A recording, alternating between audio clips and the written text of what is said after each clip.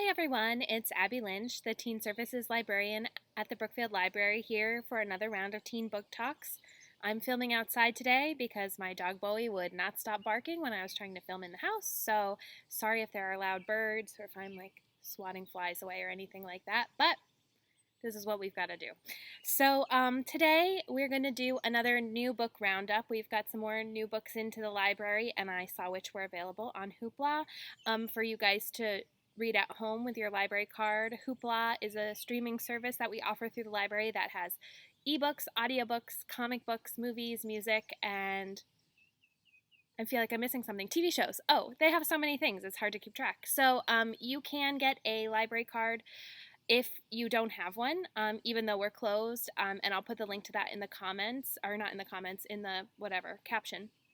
And so I thought I would do another new book roundup to see, so you guys can see sort of what some of the newer releases are, and hopefully you'll like some of them. All right, so the first one is Wicked as You Wish by Rin Chupeco, who wrote the Bone Witch series. I know I'm always talking about how much I love these covers, but like, come on, they do such a good job with them. You can tell a little bit about a book from its cover because they pay a lot of money to get you to like the covers and to make it accurately reflect the book. So anyway, that's why I like covers so much. And also they're just cool illustrations. All right, get to the book, Abby. All right, so Wicked as You Wish is an alternative history fairy tale, and it's the first in a new series called 100 Names for Magic. This says 100 Names for Magic, Book 1, so that's exciting. So, you know, there's going to be more of them. And many years ago, the magical kingdom of Avalon was left desolate and encased in ice when the evil Snow Queen waged war.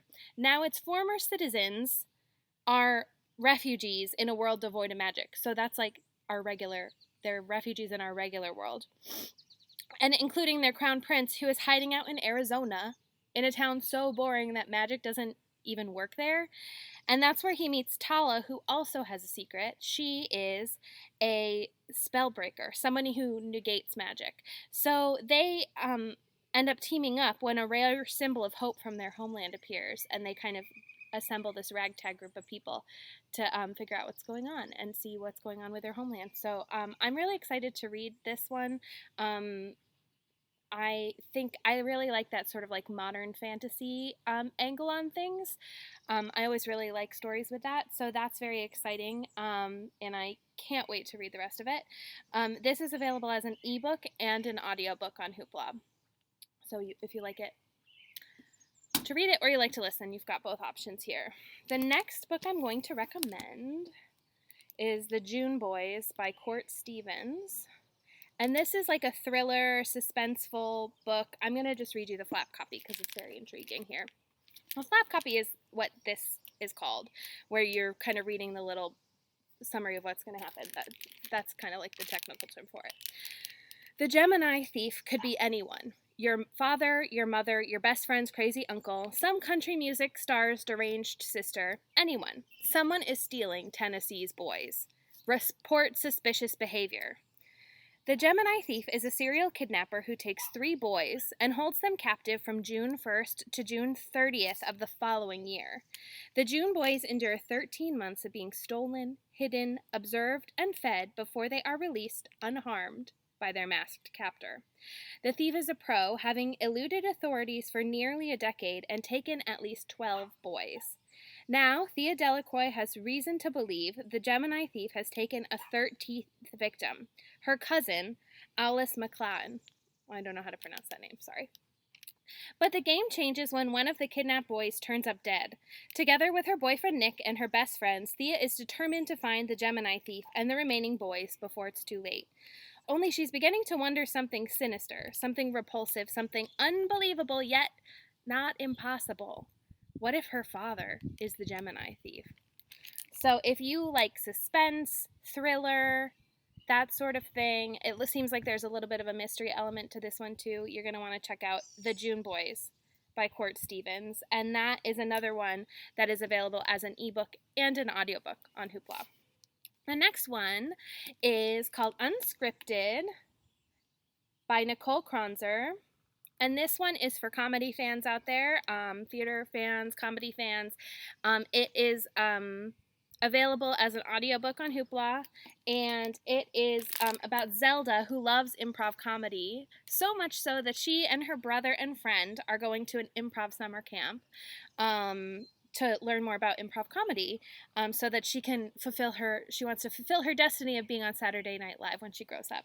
So she gets a coveted spot on the varsity team, but then she's the only girl on an otherwise all-male team, and all the girls at the camp are really rooting for her success, but her teammates don't take her seriously, and the coach doesn't take her seriously, and people are making like inappropriate jokes and stuff like that. And the same coach is very like flirty with her when she's alone, and she's not used to that sort of attention. So, you know, and then it kind of takes a turn, and she feels really uncomfortable about it. And it's sort of about what she does in this situation where she's kind of achieving her goals, but at the same time having to deal with all these obstacles that she didn't foresee and feeling really uncomfortable in them. So I'm really excited about this one. I think it would be really good, just having read the beginning of it, I think it would be good for fans of Moxie by Jennifer Matthew. And also it's blurbed on the back by Lance Rubin, so who also has a book about comedy called Crying Laughing that I don't know if it's on Hoopla, but maybe I'll put that in another video. So if you like funny sort of books, there's some definite jokes, like even just in the beginning part that I read, it's funny even though it has some serious topics in it as well. So that's Unscripted by Nicole Kronzer. I'm only doing 4 today, so the last one's going to be our graphic novel, and May is Mental Health Awareness Month, so this one is kind of on that topic, and that's The Dark Matter of Moana Starr by Laura Lee Gulledge. And this author has also, writes and illustrates these graphic novels. She is also the author of Page by Page and Will and Wit, which I know we have in the library, so maybe you've read and were a fan of some of those before. So this is about Moana Starr dealing with depression, and she refers to depression as the matter. And I'm going to try and find a picture for you. I should have marked them ahead of time. About the matter. So some of the artwork is like, it literally manifests as this like dark matter all around her.